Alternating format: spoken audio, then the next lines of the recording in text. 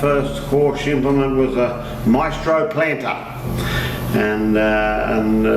distinctly remember the experience of it being a machine that was available to see work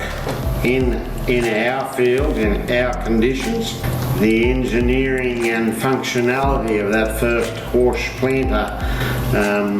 was a big eye-opener for us as to improving our productivity. So it was a precision planter for planting sorghum, summer crops, or I guess on 75 centimetre row spacings,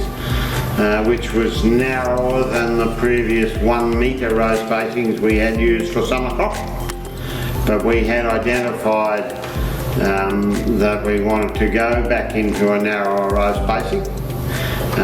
on the belief that it would give us better in-crop weed control, better utilisation of moisture, lift our plant population without sacrificing spacings along the row, and certainly this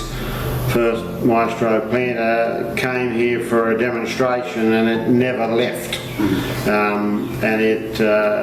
did an amazing job, such a good job that we bought a second one the following year, and changed all of our summer crop planting capability across to Horsch Maestro planters.